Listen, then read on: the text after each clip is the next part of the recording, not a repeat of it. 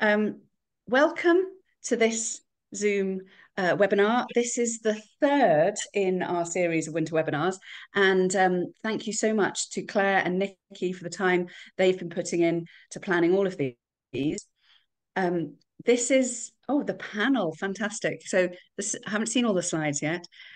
So I'd like to first introduce the two organisations who've been working together on this project.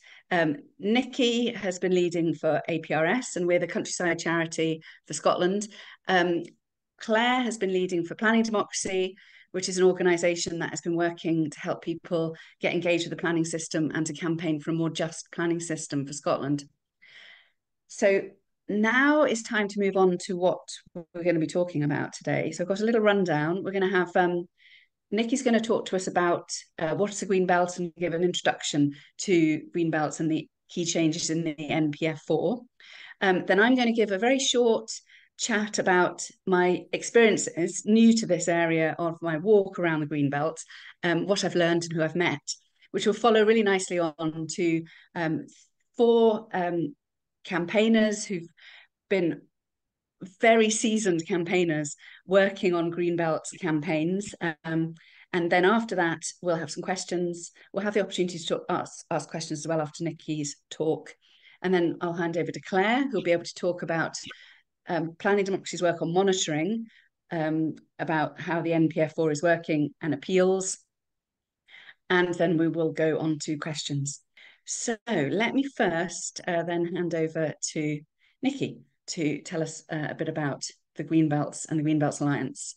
Hi, everybody. Thank you very much for coming. My name's Nikki Sinclair, and part of my role at APRS is managing the Green Belts Alliance. So I'm going to kick off and talk about what a green belt is. It's usually either described as an area of open land around urban areas, or as a planning tool whereby an area of land is designated or zoned in a local plan in order to help achieve various aims. It's not necessarily a permanent designation, but it's intended to be zoned for the long term. The creation of a green belt or revision of boundaries should happen via the new local development plan, not via speculative developments in a piecemeal fashion. The term green belts is not actually defined in planning policy. It's not included in the glossary of NPF4, for instance. APRS did ask Scottish Government to include one back at the consultation stages of NPF4, but they declined. But we had suggested a working definition, which is along the lines of a green belt is the designated open land around, beside, or within an urban area, where there is a presumption against most types of development. Green belts are designated by local authorities in their local development plans, the LDPs, to help protect countryside by containing urban sprawl, preserve and enhance the landscape settings of towns and cities, to give urban residents access to open areas for access and recreation, to direct any necessary growth into more sustainable locations within settlements. And green belts can also provide really significant benefits for nature recovery, biodiversity, climate change mitigation, and adaptation. And historically in Scotland, compared with England at least, there's been more of a recognition in policy of the role of green belts in providing spaces for access and recreation, and hence well-being. And APRS has always made the point in its campaigning that access to nature and green areas that green belts provide has particular value because it's near urban communities, including some relatively deprived areas with a lack of resources and opportunity to access the countryside and green space more widely. So well-being benefits for people and for connecting with nature, even where the land looks a bit scrubby and unmanaged sometimes.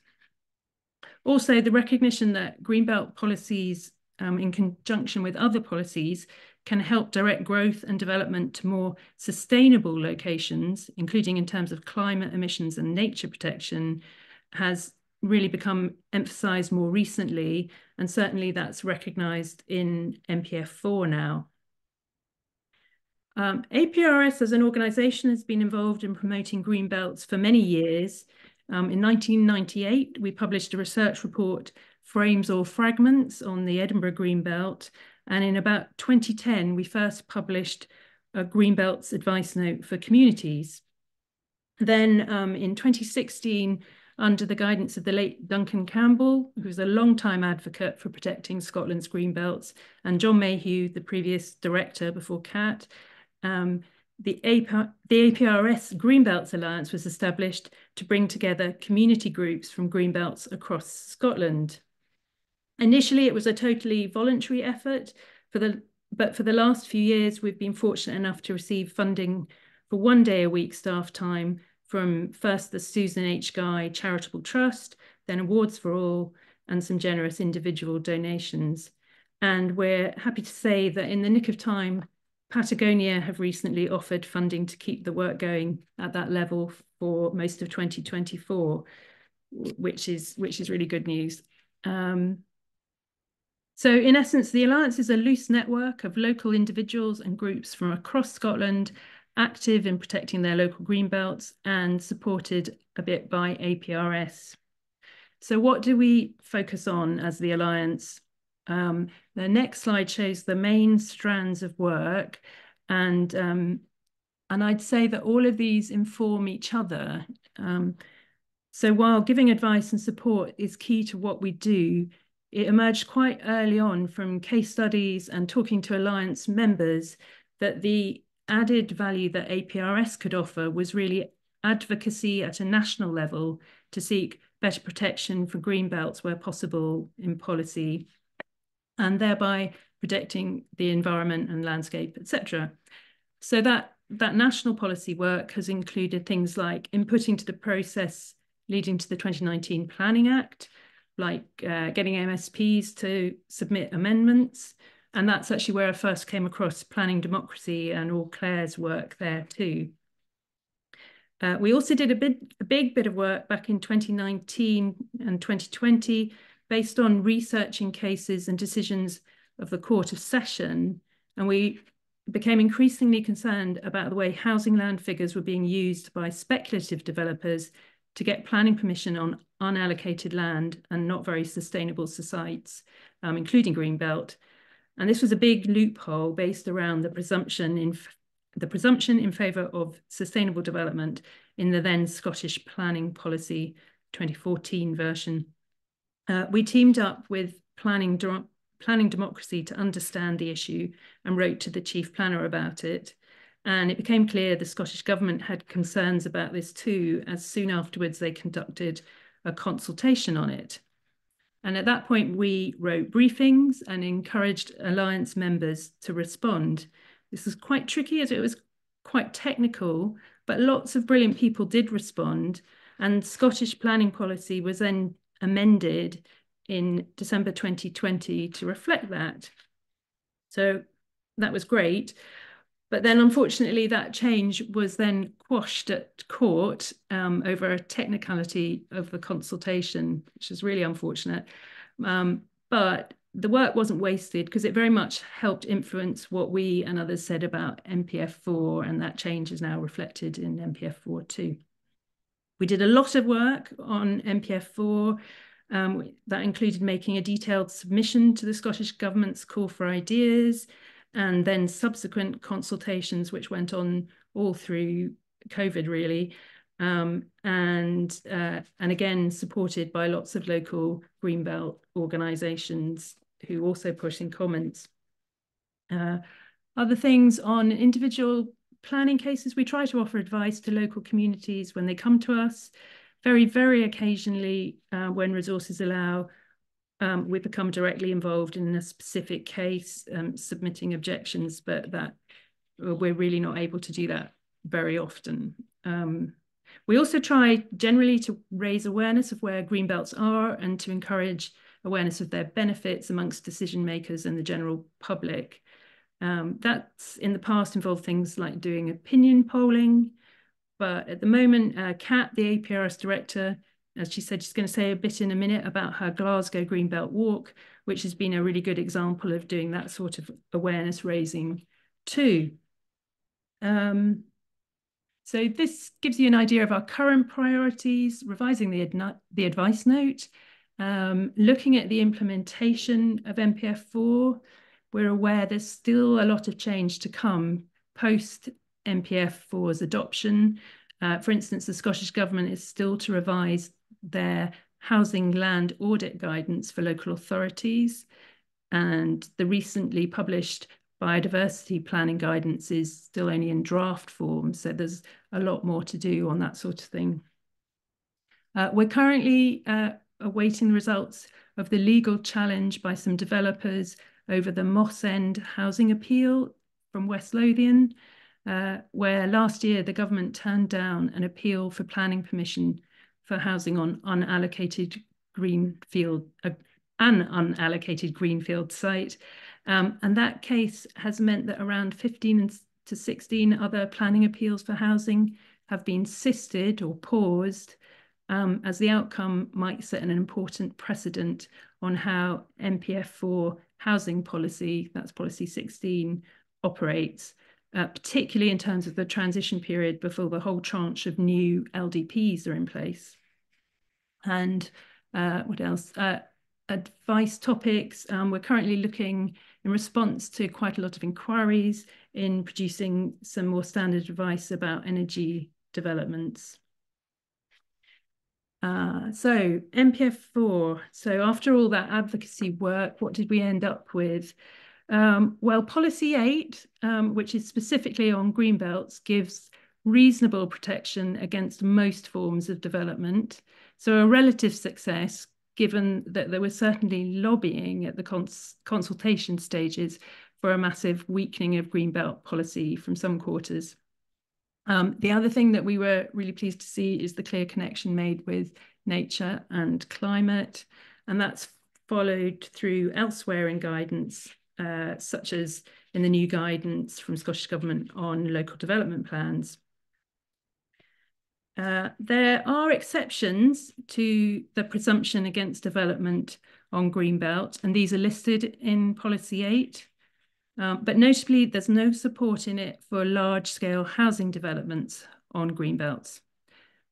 There is support for proposals such as development for flood risk management, minerals operations, and renewable energy developments, and for essential infrastructure. But I'd say that even when Policy 8 potentially gives support to a type of development, there are 5 requirements that have to be met, including why the greenbelt location is essential, that the purpose of the greenbelt is not to be undermined, and the last one, I think, is that there is no long-term impacts on the environmental quality of the greenbelt. So there's quite a lot in that, and it'll be interesting to see how they're interpreted over time. Well, that slide's just the full NPF4 policy page on greenbelts. You can see the whole thing online. We can include a link somewhere. And it's also covered in the new version of the advice note. Policy 8, of course, doesn't operate alone. Scottish Government have made it repeatedly clear that planning decision makers need to take NPF4 as a whole into consideration, not just looking at one policy. Those of you that attended the last webinar we ran before Christmas, we talked then quite a lot about some of the key policies that have changed and have more prominence than previously, such as climate and biodiversity. That was recorded, and you can take a look at it if you want. Also, the new advice note sets out the most likely policies of all of these to determine a decision over a planning application for development on greenbelt. A couple of ones I can highlight, though. Policy 9B under brownfield, vacant and derelict land might be helpful. It talks about greenfield sites.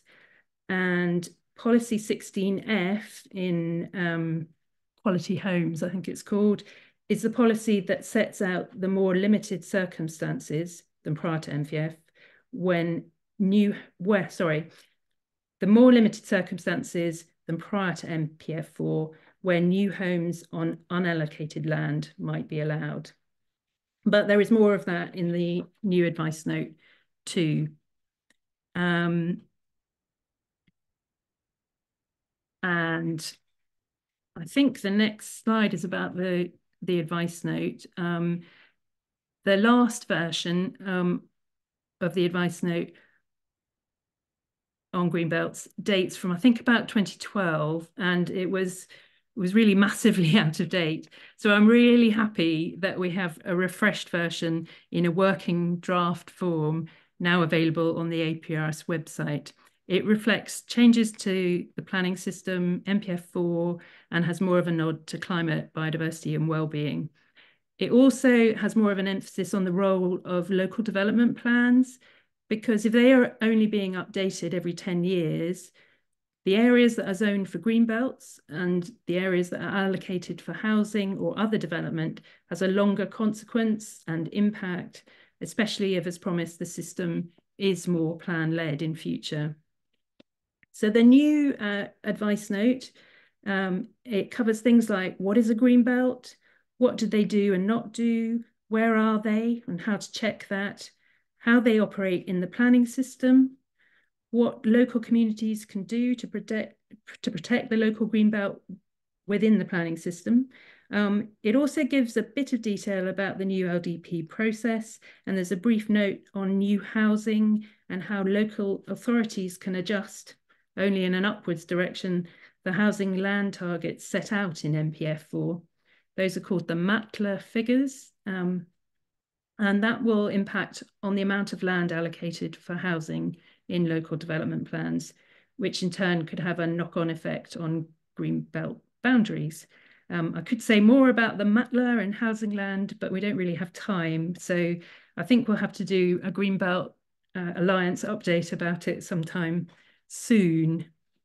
So please do have a look at the new version of the advice note. We'd welcome any comments on how useful it is at this stage before the final edit, and especially if you think we've missed anything that would be useful to communities.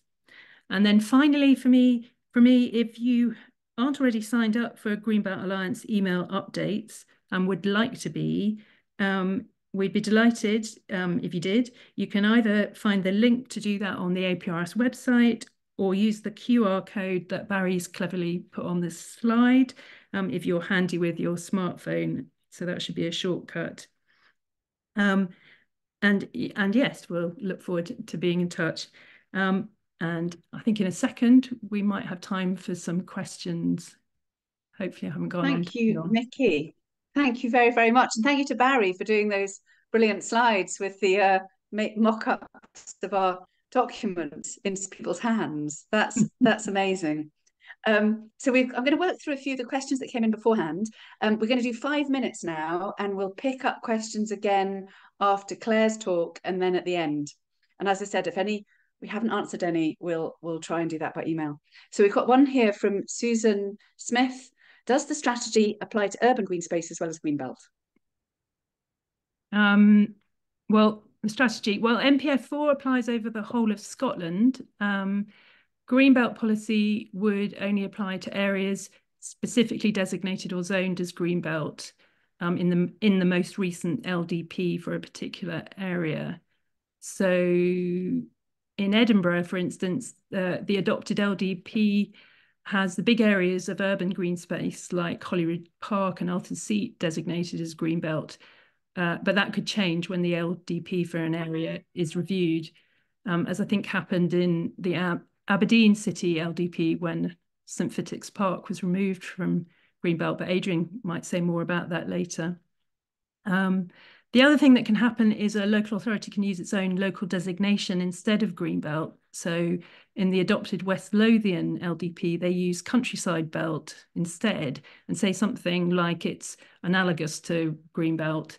But we've certainly seen developers argue countryside belt is not greenbelt and therefore national policy shouldn't apply. So I think going forward into the next round of LDPs with NPF4 in place, it would be better or crucial even to call it greenbelt if you want policy 8 to apply to it. Hope that helps. Thank you very much. So we've got one from David Lewin. How does the NPF4 deal with what are considered to be nationally strategic important facilities that can only be built on greenbelt land? Is there any mechanism in NPF that ensures all other options other than building facilities on greenbelt land have been explored?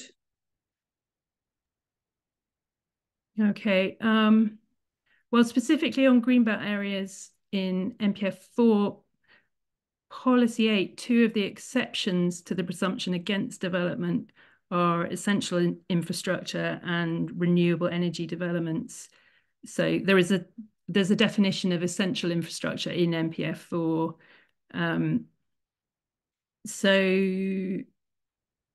There are requirements that have to be met before support for a greenbelt location would be given. So I think there's 5 of them I mentioned earlier. There are reasons why a greenbelt location is essential, why it couldn't be on an alternative site. The purpose of the greenbelt shouldn't be undermined. The proposal must be compatible with countryside and landscape character, something about design, scale and massing, and no significant long-term impacts for the environmental quality of the greenbelt. So I'm not sure if that's a mechanism, but there are requirements. There's also perhaps the 18 national developments included in NPF4. They've been given a bit of a weird status in that it's considered that in principle, the need for them has been established, but they still have to go through the planning application process.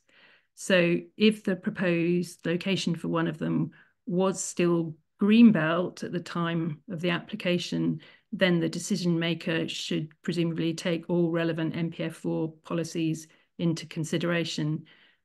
However, not every national development in previous NPFs has been built because technology moves on or funding not available. But I think that's all I can. Thank you very much, Nikki. We've got time for perhaps one more short one, which is from Neil Ferguson. What can local groups do to protect greenbelt in advance of planning application being submitted? He's aware of some developers removing trees, etc., on a site, presumably to reduce wildlife prior to an application. Well, interesting question. Clare might be able to help with this one. I mean, on one level, you could focus on the new LDP process and feed into that about what's important about the site locally. And there's a bit of advice in the new advice note about that, and more on the APRS website about LDPs. If it's tree removal, I suppose to check if it's legal, depends on ownership and permissions. And if you've got time, you could try and get tree preservation orders. But it raises an interesting question about how the policy in NPF4 on biodiversity is going to work, I think, because it basically says that every development should enhance biodiversity. So how will that work in terms of when the baseline is taken from that? Yeah, that might be something to feed into the Scottish Government advice on planning and biodiversity that's out as a draft at the moment. I think it might be worth getting advice about how to record the wildlife on any site in a formal enough way so that developers have to take it into consideration rather than it just being hearsay or sightings by individuals. And we might be able to get more specific advice on that from other ENGOs like the RSPB. I don't know, Claire, if you're there, have you got anything else to add? Yeah, I think you've covered quite a lot of what I would have said as well. I know there's quite often a lot of outrage about developers putting up this netting to stop birds from nesting and so on. And I think in general, that's regarded as very poor practice, by organisations like the RSPB and so on. So I would urge you to contact your even the wildlife police or somebody like that if you have a concern of that nature, and especially if they're doing it in nesting seasons and so on, is to make sure that that's legal and so on, and just be aware of what kind of nature it might be impacting. If there's protected species. Unfortunately, a lot of these sites, they don't have the protected species, and it is quite difficult to stop developers from doing this. But people have been successful, especially with the netting stuff, by doing embarrassing developers by saying, you shouldn't be doing this before the planning permission. But technically cutting down trees, doesn't need planning permission. So it's a tricky one. Oh, bats as well. Thank you, Mary. Yes, they're an important one on site too. Thank you very much, Claire and Nikki. We'll hear some more from Claire in a minute, and there'll be a chance for more questions to Claire. So I'm going to move straight into my 5 minutes about my Greenbelt walk. And I have to say thank you so much to Nikki to inviting me to speak about it, because I could honestly do a whole series of webinars on it. It's been such a fascinating experience for me. So I started doing this, a new director, worked previously only in conservation. And so I wasn't aware so much about planning, about landscape, about those kind of elements about green belts. And I thought the best way for me to learn is to get out there and experience it and meet people. I started off in the early summer, and I was convinced that I'd have it done by autumn. The picture of me that you just saw walking through the thistles was not unusual. Probably about 10 days of my walk in total has been walking through that kind of landscape that you tend to get on ex-rubbish dumps or places where there's been damage to the landscape. But it certainly adds some value to the you come away certainly not forgetting about it for a few days. So here's a map of my Greenbelt walk so far. One of the key things I really wanted to do was meet people who are campaigning for their green belts. And here's 4 stars with which I'll talk about the people a little bit in a bit. Visited Green Gares, Calderbank, Steps and Gartloch and Carmannock, and met the most amazing campaigners. But also part of my aim has been to connect to stories. There's stories everywhere there, and to find out what's going on in the green belts. What do they like? What protection is there already? What's needed? And one of the most important things as well was to raise money. As Nikki said, we've only got Nikki 1 day a week working on this, and we really need more. So that's one of my other jobs. So what I've learned, the very first thing that I really noticed, I started off with in my home, which is just near Kilsyth, just on the border of North Lanarkshire, was I walked 10 days probably through North Lanarkshire on the right-hand side of that. And next slide, I found that really green belts are not what you might think from the outside of a place where kind of edges of suburban places where well-off people live, middle-class interests. I had 10 days of walking past Cumbernauld, Airdrie, Coatbridge, Kilsyth, Carfin, Holytown, Motherwell, Wishaw, and then Lark Hall. And so it was really not what I'd perhaps seen from the previous to being an APRS, thinking, oh, it's the Mulguys of this world, the Bears Dens, the Clarkstons, which of course are on the edge of Greenbelt. But from my experience, probably about 70 or 80% of where I've been so far has been definitely not those kind of suburban, well-off places. Next slide. So, for example, on Friday, I'm doing a walk. So you'll see that I've nearly finished my circuit, but I missed a section out because I was going for a walk with Shivali Fifield of the Environmental Rights Centre Scotland, and she wasn't well. So I'd planned this walk. It worked really well as one to do with Shivali, because she did her PhD on inequalities and in access to green spaces and injustices. So this is such a perfect walk. You can see this is an illustration. This is the 20% most deprived communities or data zones across Scotland. And Greenock and Port Glasgow contain a huge amount of deprived data zones. But if you look at Kilmacolm, which is just next door, which is where I'm going to start my trip, with a trip to a very, very posh cafe with sourdough and all the trimmings. It's only a couple of kilometres from Port Glasgow and Greenock. And so I'm really wanting to explore these kind of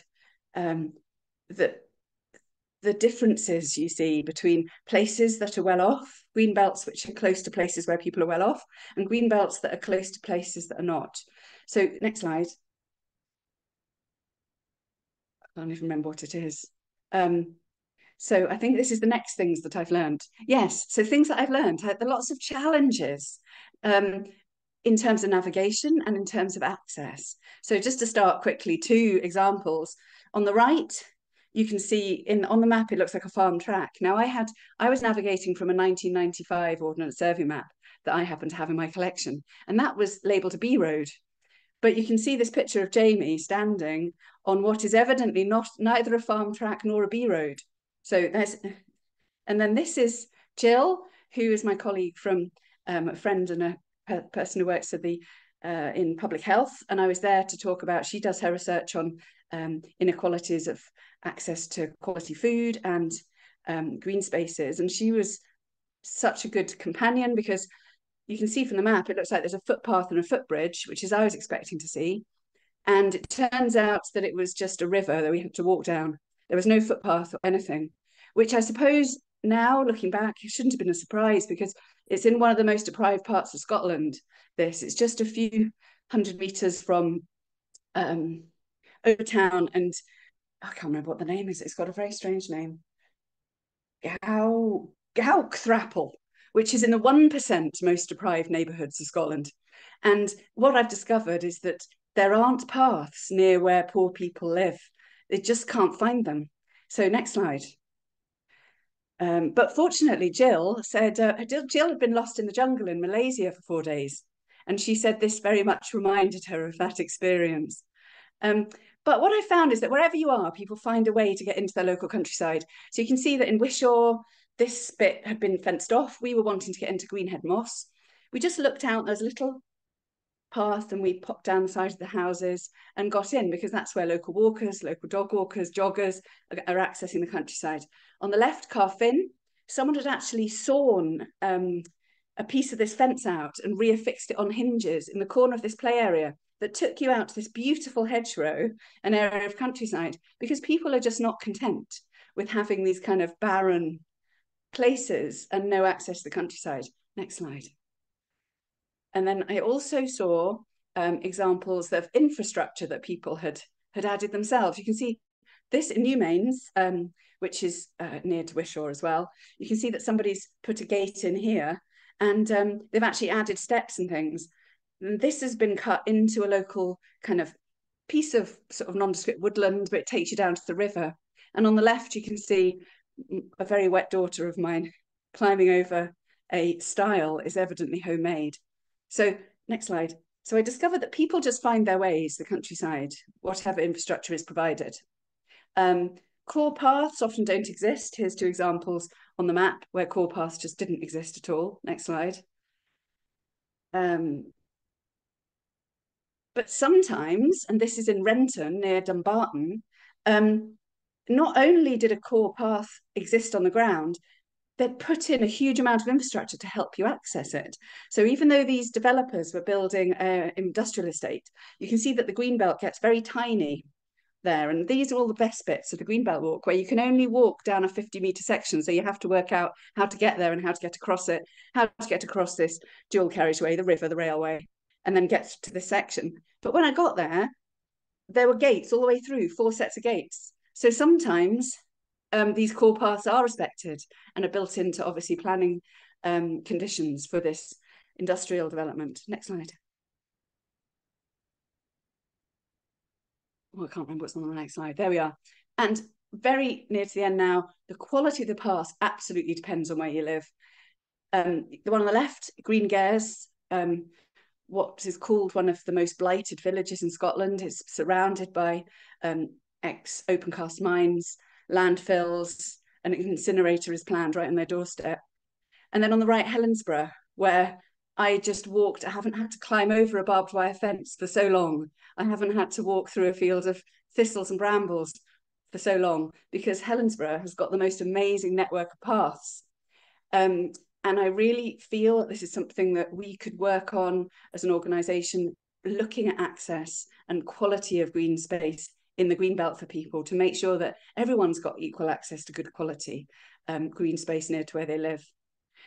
And this takes me to the final learning point for today, which was that in meeting some of the campaigners, I learned that you have to have the most incredible amount of determination. You have to be in it for the long term. You have to learn incredibly quickly. You know, the people that I met had got so much information about how to work with the planning system from their own reading.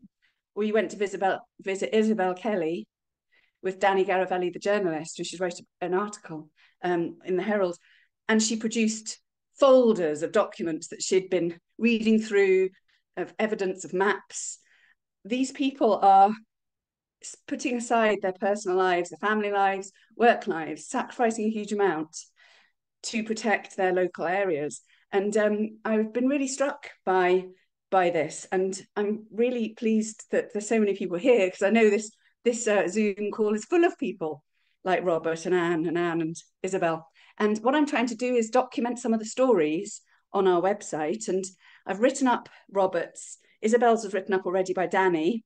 I've got recordings about both of the Annes, which I'm going to make into podcasts. But if there's anybody who would like to welcome me for a bit of a walk, especially if it is around the Glasgow area, the bigger Greater Glasgow Greenbelt, doesn't matter if I've been there before, please just let me know and I'll come out, talk to you, perhaps we'll go on a walk, tell me a bit of your stories, and I'll get it written up for the website. Thank you very much. And Robert, who is there on that picture, is the next one to speak. I'm going to be introducing 4 campaigners to give us a bit of an idea of what they've been doing. That's where you can look at my blogs. I've blogged every single walk so far. I'm a bit out of date. I've got 5 still to write up that are all in draft. But let me hand over to Robert. Thank you so much for coming. It was an absolute joy to visit you, Robert, in Carmunnock, and hear the stories of the terrible situation that you were in. So tell us a bit about that. Okay, Kat, thanks very much for that intro there. As Kat said, I'm from Carmunnock Community Council, and I'm hoping to speak to you today about some of the unfairnesses and injustices built into the planning process, and also to make you aware of some obstacles you will have to overcome if you as a community seek to challenge planning decisions. Now, Glasgow City Council's Planning Review Committee, consisting of 3 councillors, granted an appeal by a developer against planning refusal for 4 luxury homes on a greenbelt site within Carmunnock Village. And the Community Council took the view that this decision was ignorant, incompetent and unfair. It was ignorant, first of all, because 2 of the 3 councillors on the review committee clearly displayed lack of knowledge and understanding of Glasgow City Council's development plan. They didn't know their own council's planning policies, and they hadn't got a clue about national planning policy and advice. And they failed to properly take all this into consideration when arriving at their decision. It was incompetent because the committee failed to give adequate reasons for its decisions. The decision was not based on material considerations to justify an exception to the plan. And it was unfair because the decision flew in the face of the information available to the committee, and it went against the advice of planning officials who were present at the hearing to advise committee members. So naturally, the community was shocked at this decision and at the poor performance of the councillors on the review committee. Now, this was all during COVID, so the hearing took place on Zoom, and the Community Council made its own video with a commentary which you can watch, and you can be shocked as well. I think Barry's going to put a link to the video up on the screen there, but it's available on YouTube. If you want to Google Carmunnock Greenbelt, you'll find it there. So we decided as a community to challenge the local review committee's decision. We discovered initially that although the local review committee's decisions are supposed to stick to the development plan unless there's material considerations to the contrary, the law unbelievably allows the committee unlimited leeway to make virtually any decision it likes for whatever reason it chooses. There's no right of appeal against local review committee decisions, regardless of how incompetent the hearing is or how unfair and unjust the decision is.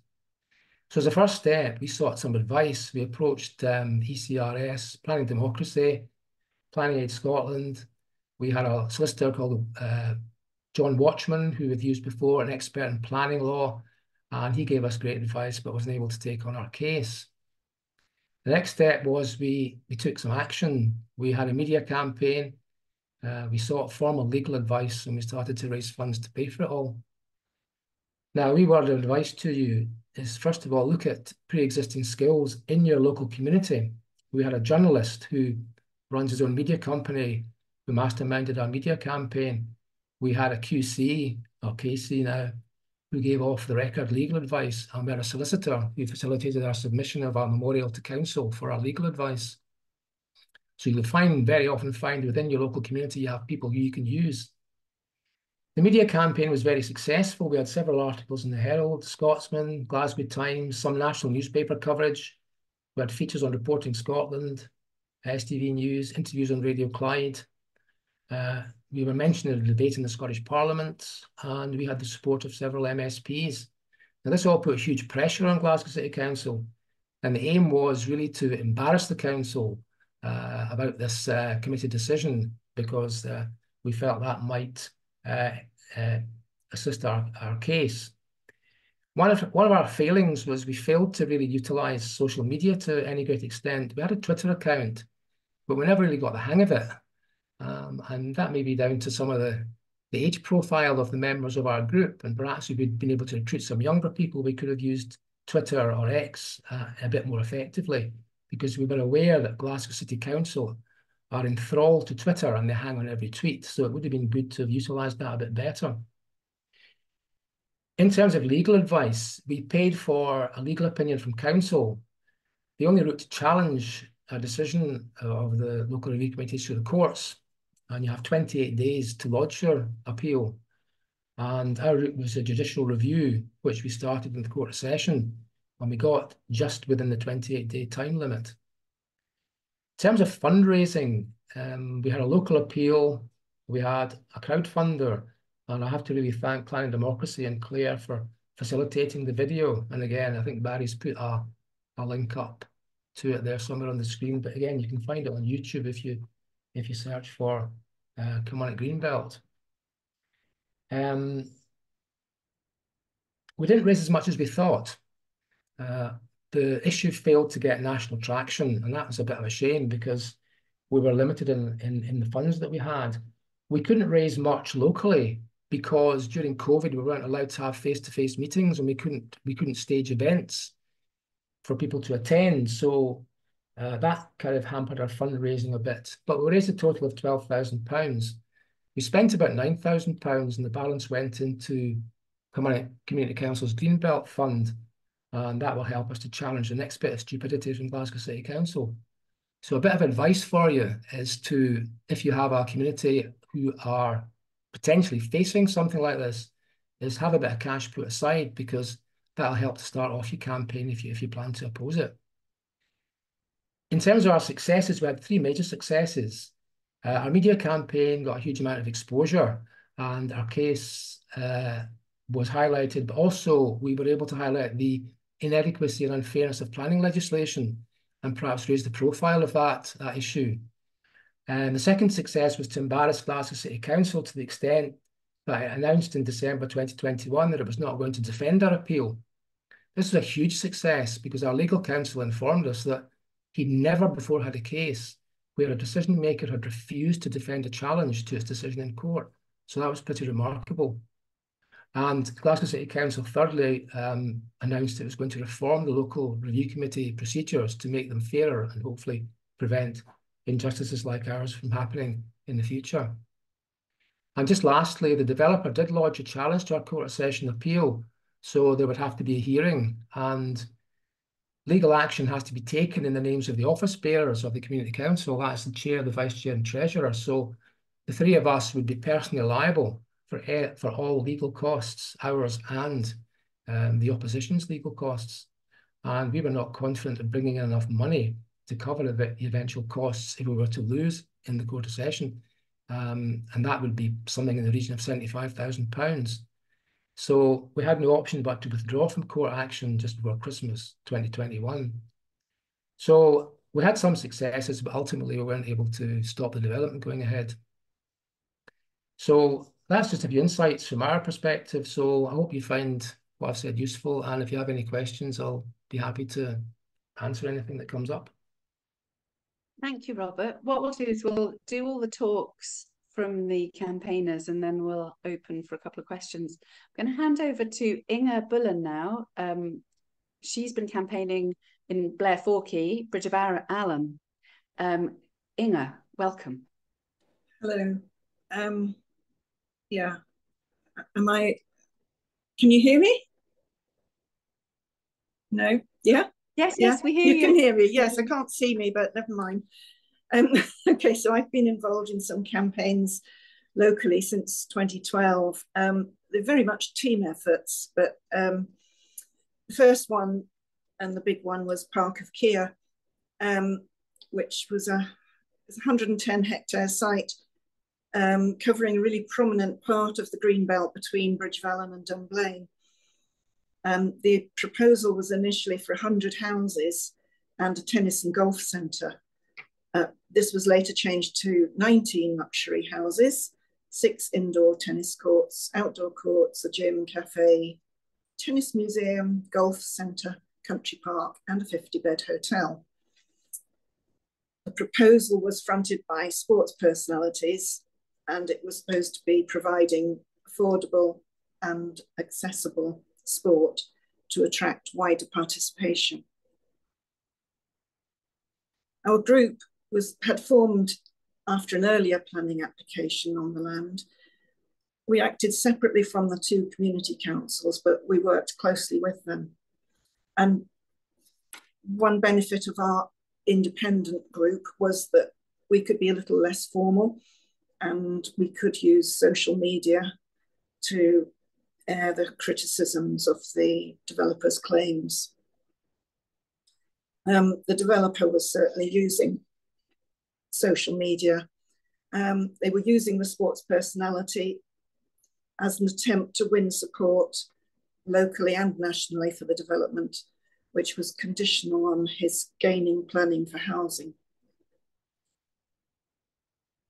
For the public inquiry, we soon realised that we were not up to doing cross-examination of the developer.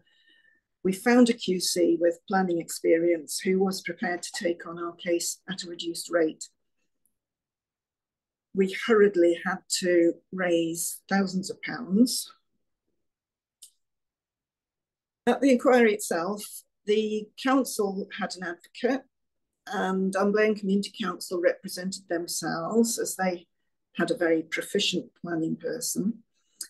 And there was us, and then there was a 4th objector in the form of a rival developer who owned adjacent greenbelt land, which was a bit surprising, but it helped our case. It was a very intense 2 weeks. We felt that our objections were fully articulated. After the public inquiry, the reporter recommended refusal, and greenbelt designation was part of his reasoning, but also concerns about the financial viability of the project, which were never clarified.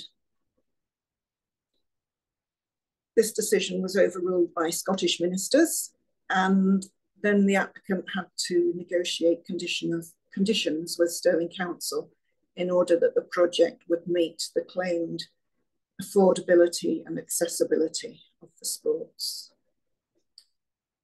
The First Minister met with the sports celebrity, and £5 million of public funding were earmarked for the project. This hasn't occurred so far, as the applicant has been unable to provide detail on financial viability. So they got the planning permission, but no detailed plans have been submitted yet. And we continue to submit freedom of information requests. So that was the first one. Then the second one that I was involved with is the Blair Forkey campaign, which there's a picture of. And this was for a 46-unit development on 2 fields by the river in Bridge of Allen, which had been used for horses. And therefore, he is Greenbelt. There's a well-used public path alongside the river, which was impacted, would be impacted by this high-density proposal. And there was also an adjacent SSSI, Site of Special Scientific Interest, and a collapsed copper mine at it, just where they were proposing to site a 5-story block of flats. 2 of the residents knocked on doors in the local area, and a group of 13 core members was established, and also a larger group of interested supporters. There was a pre-application consultation, which was held online due to being during lockdown. We publicised what we saw were the issues and prepared for the application by setting up email groups, social media pages, got some items in the local paper, and we leafleted walkers on the path over the Easter weekend. The core group funded this themselves. It was mostly some printing costs, and then we decided to pay for a planning consultant to write up a critique of their housing land supply claims. This consultant had done a similar job for a smaller application nearby. We also found various expertise within the group and divided the campaign into themes so that 2 people worked on each theme. And this was the basis of our group objection. And we provided an outline of arguments that others could use for their own objections. And we proposed that we would email them, those who'd expressed an interest, when the time came to put in an application. So the application went in. The developer made no concessions to the criticisms raised in the consultation and relied heavily on housing land supply arguments. The council were delayed by local elections and late submissions from statutory consultees. So the applicant appealed to the DPEA as the council had not made a decision in time. So it's still there. The case has now been sisted, waiting for the court challenge on another similar case.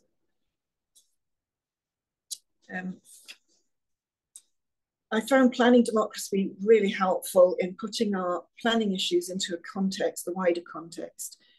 And we turned up at some events in Edinburgh and learned more about the planning system and the changes in the 2019 Planning Act.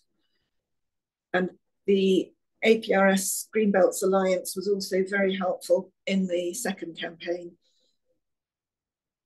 And I've now joined the Community Council and we're starting to develop our local place plan.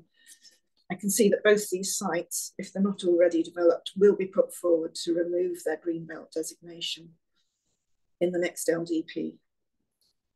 If we want to prevent developers building wherever they choose, we must make good arguments for retaining Greenbelt.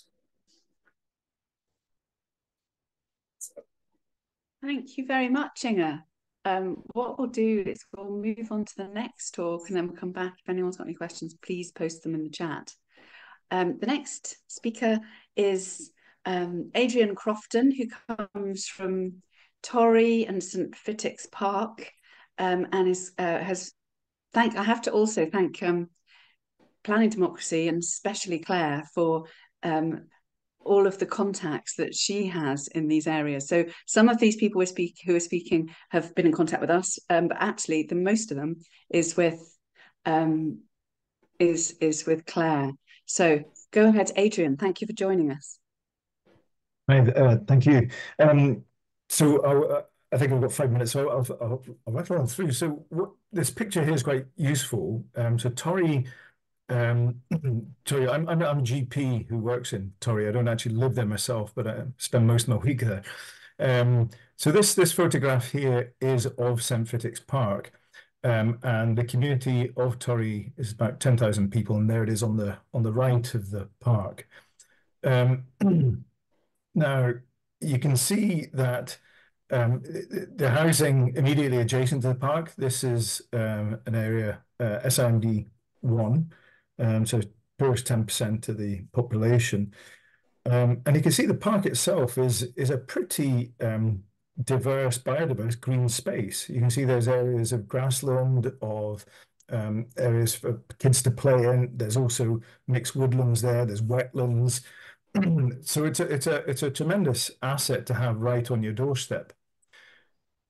So the proposal to develop the park came around in 2020, and it's part of the proposed energy transition zone. Now, the proposal was made by a group called Energy Transition Limited, and this is a group consisting of Opportunity Northeast, which it has strong links with the Wood Group, which you may have heard of, a very large international company with a lot of oil-related activities, as well as Shell, BP, some wind generating companies, Aberdeen City Council, as well as the universities. So a lot of very large, very wealthy companies in the developers group, as well as Aberdeen City Council. And there's been visits to the harbour, which is just adjacent to the area they want to develop, by Rishi Sunak, by the First Minister, Hamza Yousaf, essentially in support of the overall project to industrialise the area. Now, the ETZ, the proposed ETZ, is actually over a number of areas adjacent to the new harbour that's been built in the last 10 years in Torry. And most of it is actually brownfield sites. But oddly, they wanted to take this green belt site as part of what they called an opportunity zone, so that they could, as they said, attract transitional technologies, transitional industries into the area. So it was very odd to us that they wanted to take this area because this is a fantastic park. It's an award-winning rewilding project. The area itself, prior to the rewilding project, was actually a bit of a waste zone with a lot of industrial effluent. And in the early noughties, the local community raised some money to improve the area, and then in about 2013, 2014, it was the rewilding proper began, and about £300,000 was invested in diverting the burn and planting it up with trees, reed beds, and so on. So it's been a tremendous rewilding success, and it is very biodiverse and is well attested.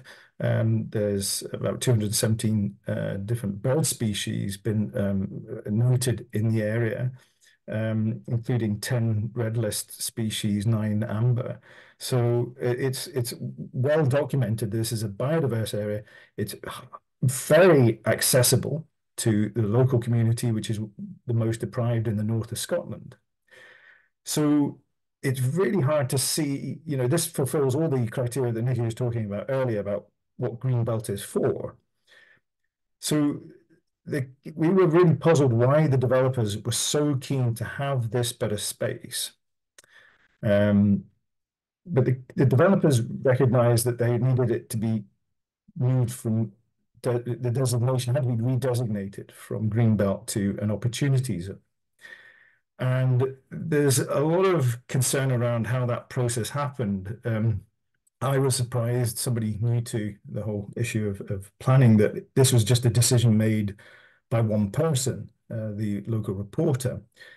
And the reporter based their decision, it seems, on an awful lot of information that was taken from the developers' own consultants. And actually some of the information was quite faulty and misleading in terms of how much space was actually available adjacent in flat ground immediately adjacent to the harbour. So there are concerns about that. So that was one possible avenue for a legal challenge, but we were advised early on that we were probably unlikely to win on that basis. So we are challenging it, the process on. We put in an application to the Court of Appeal with support from the Government Law Clinic and ECRS on the basis of predetermination that the planning process as a whole has been misused, if you like, and that a predetermined outcome has been pushed through in the face of the normal processes that should apply. In terms of tips for campaigning, I think we can only repeat, the advice to knock on doors and make sure that, make sure that everybody, you meet people and you speak to people in the immediate area, and that's incredibly important. Other small things are having a calendar, a central calendar for your group. So that's really useful for planning, for everybody knowing what's happening and when, because the planning process is incredibly complex, as you'll be aware, and knowing when to time your objections and how exactly to make those objections is really important. We've done quite a lot of protesting. We've had a lot of support from other people. We protested in Aberdeen and in Edinburgh, and that does raise your profile, as does this media, social media, and conventional media. We've certainly been engaging with local politicians, but without going into the details, there's been some surprising developments whereby the SNP administration in the city and the local SNP, MSPs and MPs initially were supportive, but there was definitely something happened, let us say, mid-campaign, and they've certainly changed their tune since. We've also pushed very much for a positive alternative. So we have not only just opposed the development, which is quite valid in itself to oppose a development, but we also wanted to have something more positive to say. And as a result, we've got some funding for an outdoor school in the park, and we're also looking at funding for a retrofitting retrofitting project in the community. That's insulation and alternative energy sources, heating support sources. We've had fun events. They've been well attended, and they've been, as you say, fun to do. We've made contacts with Climate Camp and all sorts of other groups that have been really helpful for us. So yeah, I'm very happy to answer any questions. I hope that was a useful, quick tour of what we've been up to. Thank you very, very much, Adrian. Please do put any questions in the chat. We're going to move swiftly on because of a lack of time to Gwen Peary, who is from Keep Potterton Green, also up in Aberdeen. So Gwen, the floor is yours. Thank you. And I see you've put our lovely mascots, Isla and Hamish, in the front. So, yeah, nice to see. So if we flip on to the second slide. So I'm just going to touch on today why community engagement is essential. We've maybe got a little bit of a unique case. So I think there's some takeaways or lessons from that to say why early engagement is important. And then touch really just quickly on some of the methods that we've used in engagement and some of the resources that you can leverage. So why is community engagement essential? So I wanted to start first of all referencing Planning Advice Note 3 2010, which is a Scottish Government document on community engagement. And I've just referenced a page there, page 11, and an extract on what Scottish ministers expect, which is basically a range of techniques that you can use to do engagement in your community. And within that document and that specific page, it lists a whole suite of methods that you can apply And it's really useful to refer to that. And actually many of those methods we actually took and applied in our own community. So it is a useful reference. The other one is Planning Aid Scotland. It's another useful resource for planning advice, and they'll also be able to reference other documents that you can use, because there's many out there. And they'll also give you some guidance on how to interpret it if you've got certain questions on what you're reading in these documents. So they're two really useful resources. So if everything is applied in principle, as described in these documents, I think the planning process would actually work quite well. And I think we'd have good early engagement with communities. I think we'd have better discussions. It would be much more integrated about benefits for the community, about integrating new development and whatnot. But the actual minimum legal requirement that they're required to do for engagement in the Scottish Government right now is actually just to put a notice in the newspaper. And you can see there on the right-hand side, the minimum legal publication requirement for community engagement. And what they have to do is basically put a notice in the paper and say that they're having a local development plan and they're having a series of drop-in events, and that's it. So this is why I say it's crystal ball stuff, because that was the level of engagement that we had. That was our experience. So you can see just at the bottom there, we are in Greenbelt. So they removed the Greenbelt without any consultation. We had no idea. You can see the scale just in the red boundary. There's a snippet of the community cut off, but it's about 60% additional housing to what we have to date. And it's butting right up against about 42 acres of ancient wet woodland and some areas of natural grassland that have got biodiversity value, etc. So we would have said something if we'd known, but we didn't. So this all kind of went through the main issues report stage. And so not all community engagement is applied equally, is my point. So Potterton, we didn't find out until the proposed local development plan stage. So that was after the main issues report stage. And very important, it was after the settled will of the council was established. So it presented real challenges for us and our views not being considered later in the process, despite significant issues not being considered. And we're always told, well, you know, it should go ahead now because the settled will is there, it's been established, et cetera, et cetera. So the narrative was there. So it's really, really critical that from a community standpoint, if you've got Greenbelt, that you're aware of when these local development plans are happening and that you've got an eyeball on it. Because you may get what we got, which was just one advert in the newspaper, which didn't even reference our community. It was Balmady, which is a couple of miles away. So the second point, which is probably, I would hope, quite unique in our community, is our community council took the decision not to inform our community. And instead, they supported development.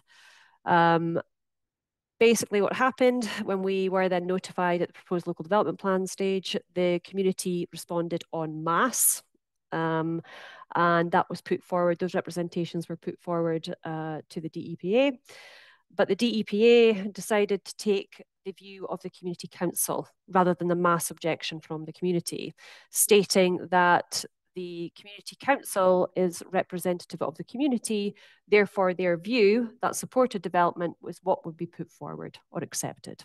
So it more or less just basically washed out all the hundreds of representations that were put into place. And I should also note that when our representations were put in front of full council at the proposed local development plan stage, the head of planning for Aberdeenshire Council delegated the power of authority to himself. And our elected members or our council committee were not allowed to consider representations, and instead he took the decision to approve it. So it almost kind of electively shut down democracy, if you like. So you can see that Potterton has a good history of engagement with the plan process. And I would say it was specifically that non-engagement that had this big response, and it resulted in Potterton being the single biggest issue raised for the whole of Aberdeenshire, about 20% of all representations from a tiny village. So challenges of community engagement, it has a cost, people's time. You can start with basics like flyers, banners. So there's those types of things you need to think about. Community members may not have the skills or confidence to do community engagement work. So it's about finding what suits certain individuals. Some people might be happy to just post a leaflet. Some people might be happy to knock on doors. Some people might be happy to just read documents and provide feedback. So it's finding, who are the kind of key people, and then who can kind of contribute and add value to that overall process. And then the community may have unrealistic views or a range of opposing views. And I think this is really important of how we've tried to introduce community engagements. We've never offered an opinion. So all we can offer is information about what's happening, and then link that to a document or help people to try and respond so that they can form their own opinions and make their own views. Because we do have people also that want to see mass development. They've got no value on the green belt, that stay in the community. So that's their choice. So you have to recognise that you will have differing views. Community is multi-generational. So here's our leaflet drop. So we did leaflet drops, which was very helpful. We also did a template of how to fill in a representation example, and we posted these through everyone's doors. And this is just some of the area around where development is proposed. You can also see the little tiny road of where the 200 plus houses are going, where they've said the road network is fit for purpose. But it will actually, adding 300 cars onto that road will probably limit our ability to actually go in there and walk and take our kids and whatnot. And we'll probably degrade some of the biodiversity, a lot of the biodiversity that we have there also. So we're still trying to highlight that. So next slide. So local media consumption, again, always link media posts where possible to a source or document and allow for forming of own opinions. So we've never tried to put an opinion out. We just share the information and we link it to the source of truth. We've put posters up. We had our brand. You can see there, quite like it. We did catch the developer. He did see it when he was walking his dog through the village, didn't look too amused. That was a good moment for me. So we used our shops as a local community hub where people that didn't have access necessarily to online, they could go to the local shop, they could get a contact number for someone, they could get help filling in forms or access to things. So that was our hub. We had community banners. We've got one of our councillors there. We had several councillors stand under the banners for the election campaigns. This was great. It just highlighted our cause a bit more. And we had postcards we put into the local shop with key events. So they could just pick up a postcard for reminders of dates or key things happening, and a template for representations. We engage the press. We continue to do that. And then also use photographs for key considerations. We've got quite a lot of flooding in the area because it is a wetland system.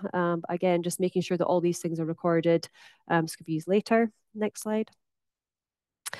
And then also try to source assessments for people to come in. We've had quite a number of free assessments done. We've asked very nicely, and they've come and had a look at the area, and they've confirmed MVC communities. You can see we've got PT soils, we've got a GWT wet woodland, we've got areas at the bottom. You can see summary. We've got local conservation importance for grasslands and things like that. So this is the information that they always say our assessor has to be better than theirs, and almost that's what it comes down to. So it's about getting that kind of professional opinion, so we're not kind of brushed off as just laymen.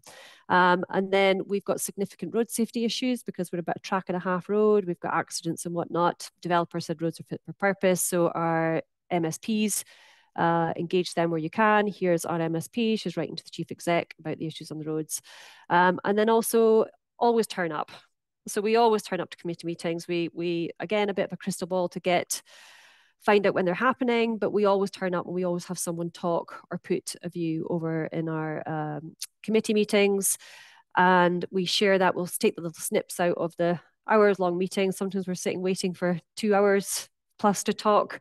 We'll take the little 5-10 minute snippets out, and then we'll get that out into the community through social media so that they can actually see what was said. And I think that also holds our councillors to account on the balance of that conversation. And actually on this particular call, I can see one of our councillors leaning in, and he did actually say, he thanked us. He said, thanks to the community members to keep turning up and keep talking, because that's what it should be about. It should be about having those discussions and just make it constructive. And I think that's why we're always positively received and allowed to talk in those meetings. And that's it. Thank you so much, Gwen. So we are running a little bit behind, and there's only been one question so far in the chat, which is to Robert about the cost of the judicial review. I think you might have mentioned that the judicial review, in fact, didn't go ahead, but do you want to just clarify? Yes, it didn't go ahead, basically because we couldn't afford it. We didn't have the funds to continue the court action for it. Our QC, Graham Dunlop from Terra Firma Chambers was magnificent, by the way. I thoroughly recommend him to represent anyone with an issue like ours. But when you tot up all the court costs, it really was going to be unaffordable had we lost. We were told we had a 50-50 chance of winning the case, but that really wasn't enough to go ahead with it. So the ballpark figure we were quoted was around about £75,000, give or take, because we would have to cover our own costs, and we also have to cover the developers' costs if we lost. And of course, he had hired the most expensive law firm in Edinburgh to represent him in court, so his fees were going to be quite significant, you know, if we had lost. So that's the kind of ballpark figure you're talking about. I mean, it's totally unjust. You know, the only way to challenge a decision of the local review committee is to go to a court of session hearing where you run the risk of losing. And we were told by our QC the court of session judges are quite unpredictable in the way they go. Some of them would say, yeah, that is unreasonable what they decided. They had no evidence for what they said. They went against all the information in the, you know, all the planning information. So yeah, we'll find in favour of the community council. But another judge might say, well, yes, it was unreasonable what they said. No reasonable person would have come to that decision based on the evidence, but planning law gives them the right to do that, and therefore we will deny the appeal. It just depends on who you get on the bench on the day, and I mean that's no basis on which to decide whether to go ahead with legal action or not. You've got to have some kind of certainty. So unfortunately, we decided that because personally we would be liable, I'm certainly not going to be on the hook for £25,000. We would be personally liable for any costs had we gone ahead with the legal action. We weren't really prepared to do that.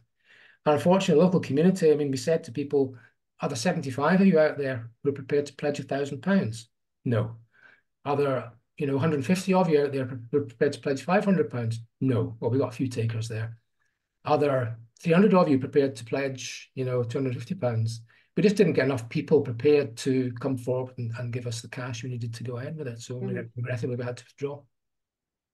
Thank you, Robert, for clarifying that. So we're going to move straight on to Clare, and we're going to overrun a little bit by perhaps 5 or 10 minutes. Oh, what a nice picture. Who chose that? Thank you very much to Clare for being so involved in the organising of this series. And I'm going to pass over to you to tell us a little bit about the monitoring and the engagement that you're looking to get with communities on the ground.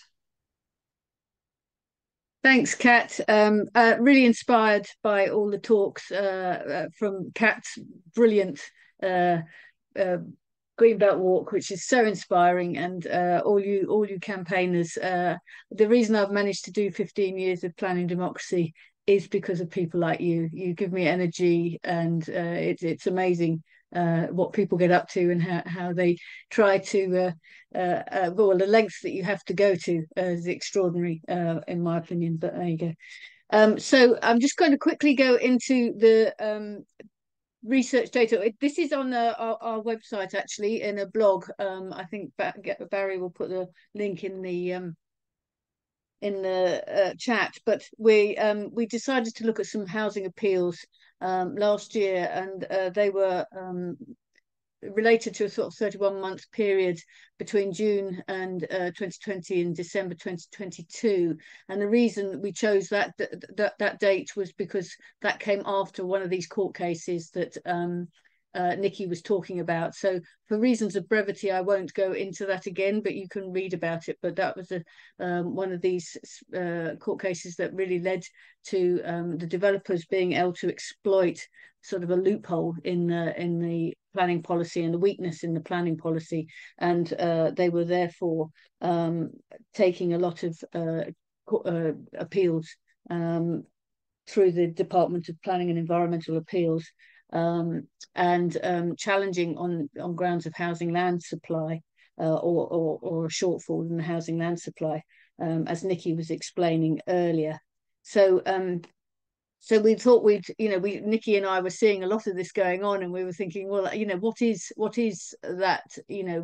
What's the results? What's the implications of all these appeals that we keep hearing about?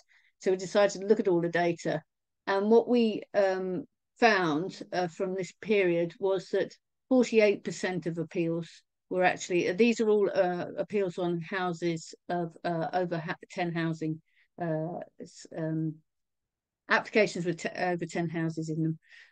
And we found that, it's worth the developer chancing their arm, basically, of going for these appeals, because they've got almost a 50% chance of winning. And of course, it doesn't cost them any money to go to appeal. And 77% of these appeals were made on land that isn't allocated for housing in the development plan.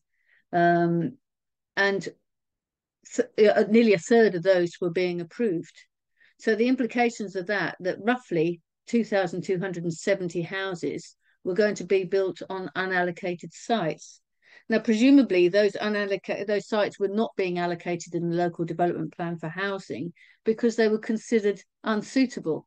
But because of this weakness and this flaw in the planning policy that the developers were exploiting, that was enabling this number of houses to be built in basically inappropriate sites that you can assume. And 60% of those were on greenbelt or countryside. And 2 out of every 25 houses in Scotland have been given planning permission on appeal, effectively. And 1 in every 25 houses is given planning permission on appeal on a site that is not allocated in the local development plan. So that was all pre NPF4 coming into force, but then that was approved in February 2023 last year. And as Nikki said, we worked really hard. I think the Scottish Government were already aware that there was this flaw in the policy, but between APRS and Planning Democracy, we did an awful lot of work of lobbying and giving evidence in Parliament. We even did webinars for MSPs, trying to teach them about housing land supply calculations and so on. We went to good lengths, and so we were the policies have been tightened up. There are some flaws in it all, but we felt that they have been tightened up a bit. So we wanted to do some follow-up research, and I have to at this stage thank Mary Clapperton, who is here tonight. So at last we get a chance to say thank you to Mary, because it was Mary that crunched a lot of this data and spent hours trawling the DPEA website for all these, and I'm immensely indebted to her for that. The follow-up research we looked at, they're very provisional results at this stage, because we've only just got them in, if you like. The question we were asking is, do these strengthened housing policies, are they reducing the number of houses being built on unallocated or greenbelt sites?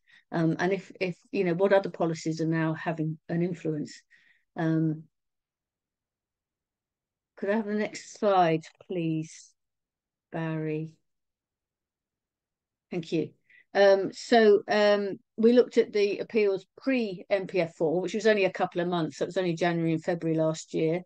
And then we looked at the post-NPF results. So just looking for reasons of brevity at the post-NPF results. As you can see, there were 31 appeals last year on these types of housing developments, and 6 of them were allowed and 6 were dismissed. And of course, you've been hearing from everybody about the appeals that are on hold. And of course, those are the important ones that we're waiting to see the results of those. But the other ones, again, it's this pattern of half and half of being sort of approved and half are not. Next slide, please, Barry, thanks. And what we're finding is that of the approvals, most of the sites are actually allocated. 2 were not allocated you can see four were allocated, but 2 weren't. But actually, they were partly allocated, and none of them were on Greenbelt. So it looks a little bit hopeful, but really we have to wait for the result of that court case regarding Moss End to see whether or not those other 15 or 16 cases are going to be successful in preventing development on unallocated sites. And of the dismissals, as you can see there, of the post NPF4, the ones taken after February, 4 of them are not allocated, and 2 of them are. And partly it was because they were on Greenbelt or countryside designation, the West Lothian one. So it's looking fairly hopeful. But from this research, the kind of implications and the conclusions, I think, are that allocations, as many of you might have already realised, allocations seem to be very important. Next slide, please, Barry. Oh, those are the sisted appeals. Yeah, could you go on to the next one, please, Sam? Yeah, so the conclusions are that the allocations are important. So that has implications for you guys when you're working on trying to influence your local development plans, as they're all beginning to be renewed. It's possibly Greenbelt policies are being fairly robust. Still wait to see. But well used. But one thing that we're seeing is that biodiversity arguments don't seem to be given as much weight as possibly they should be, considering the new NPF4 policies on biodiversity are really quite strong and are talking about having significant weight. I'm not seeing that sort of the significant weight being as significant as the housing land supply arguments, for example. And this needs to change. And I'll talk about that in a minute, about how we're trying to sort of highlight this. But I also think, be proactive, get to know your Greenbelt sites, get to know your Greenfield sites, and make sure that you know what's on them. Don't wait for a developer to come and put an application in. Identify whether there's badgers, whether there's red squirrels, whether there's bats or whatever beforehand. Make sure they're tidy. Interesting piece of information we had from the Cool Links campaign was that the developers were very much looking for sites for the golf courses, places that were looking unkempt and looking out of order. So make sure that your sites are looked after. I think that's a big thing, and take out those tree preservation orders in a timely fashion. Identify which trees you feel are important. The Environmental Rights Centre Scotland have got excellent resources on TPOs, so you can go to their website for that. And talk about look at your local place plans and identify sites. Maybe think about doing community buyouts if that's possible on that kind of land. Just very quickly about doing further research. We have been doing some more research, but this time looking at applications for the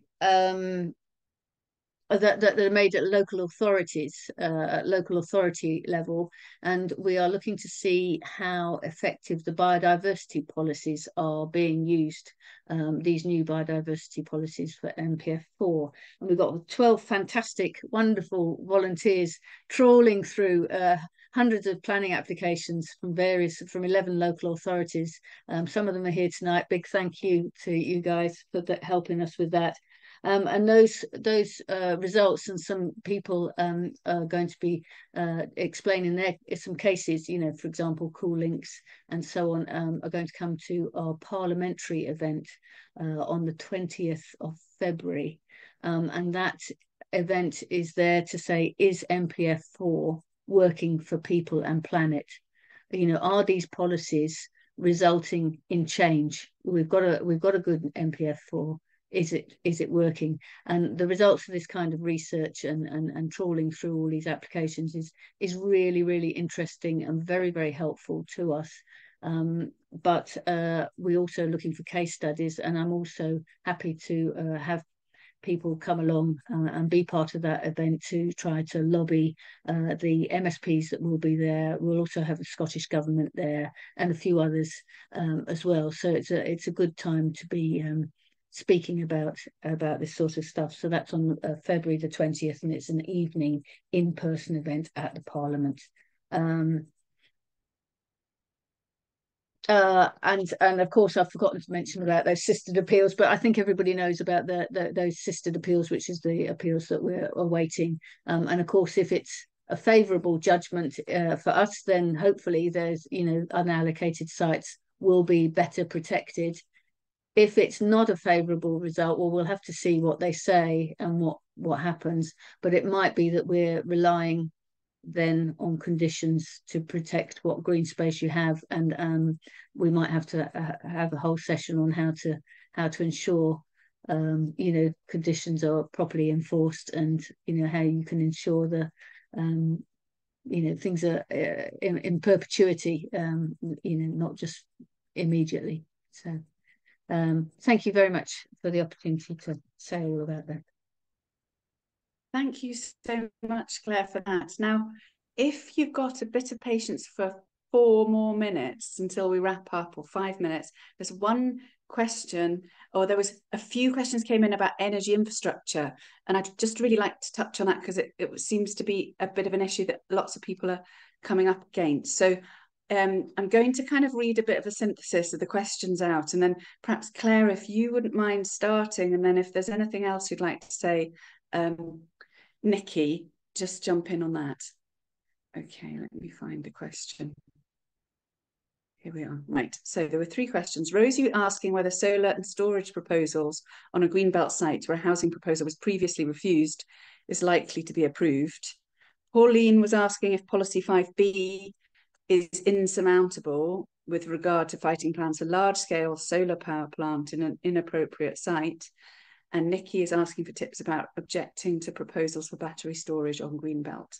So seems to be a sort of big area of interest. Do you want to start on that, Claire, and we'll pass over to Nikki? I think really, greenbelts are your bag, and I know that Nikki has prepared some stuff about that, the renewables. Have you not, Nikki? So I think it's actually more appropriate for Nikki to start, and I'll come in. Yeah, is that right, Nikki? Okay, happy to. Yeah, happy to. So was it Rosie's question? In terms of approval and thinking about NPF4 alone, rather than what's in the LDP or material considerations, it does seem more probable, more likely that solar and possibly storage would get planning approval than big releases for housing on greenbelt, that is. Obviously that depends on the Moss End appeal again in terms of housing, but yeah, there's stronger support for renewable energy developments on greenbelt than there is for large scale housing. But it still needs all those requirements in policy 8 to be met. And there's also requirements under the energy policy covering a whole range of potential impacts and cumulative impacts that should be fulfilled. The background to all the energy applications that are going in is that government policy on energy has changed too. So that will be a material consideration. There are very high targets for renewable energy infrastructure. So that's affecting the planning decisions. It's not just NPF4. I don't really want to have to defend NPF4, but it's operating in that wider context. The question about the what was it, policy 5B4, that's about agricultural land, and it's in the soils policy. And one of the few exceptions for which permission to develop may be given is for renewable energy. Is it insurmountable? No, it's just one policy in NPF4 government advice is to consider all the policies. So if it's a greenbelt site, that policy applies, and even the requirements in the energy policy, as mentioned before, would still need to be met. Which policies may be given more weight will depend on particular locations and what makes it feel inappropriate. Tips on battery storage on Greenbelt. We did prepare some notes on the relevant policies for Rosie, and we were hoping to turn them into more general advice. We haven't done that yet, but we could certainly send that on to Nikki. I hope that helps a bit. Thank you. Is there anything else you want to add to that, Claire? No, not really. Apart from the NPF4 is it does seem to be rather giving the green light for renewables. But I was at a meeting the other day, and it was quite interesting. The renewable energy people were saying that, that being a national development, despite the fact that it gives the need for the development, it doesn't sort of seem, from their perspective, it didn't seem to add much. So they couldn't quite see the point of being a national development. So I thought, well, that was interesting. So I wanted to pass that on. And the other thing that I forgot to mention is that we've got a webinar that was done a while back by Bob Colnott on the housing lobby. And I think if you're trying to understand, when Adrian was talking about that, housing is sort of in part behind their developments and so on, and housing is such a big issue, and everybody's struggling. Look at what everybody's doing to try to prevent the housing. Why are we having such difficulty? Well, I think Bob Colnott's presentation really helps to understand, how the intricacies and the drivers behind the housing finance complex, as he calls it. So it's I think we'll give you links to that. I think Barry, I gave him a link earlier, and he can put that in the chat as well. Great, thank you so much. Well, we're going to tie that up. Thank you so much to all the speakers for putting time aside. Thank you to everyone who came. It's been such an amazing turnout. We have another event planned on the 31st of January on local development planning. You heard it mentioned a couple of times in this. It's called Having a Say in the Future of Your Area. We might need to extend our series because Clare has sourced some useful people to speak at potential future talks. So there might be an extension to our winter webinar series for that. And if anybody felt like a more light-hearted and whimsical event, I could talk about my Greenbelt walk and people could join with a glass of wine rather than a notepad. But what we'll do is everything will be put into an email and sent round to everybody. We'll upload onto the website, and you please feel free to send this on to people you think might be interested. And the donation codes are there, or just go to our websites. And I think that is all that I need to say, apart from have a really lovely rest of your evening, and we'll see you at the next event.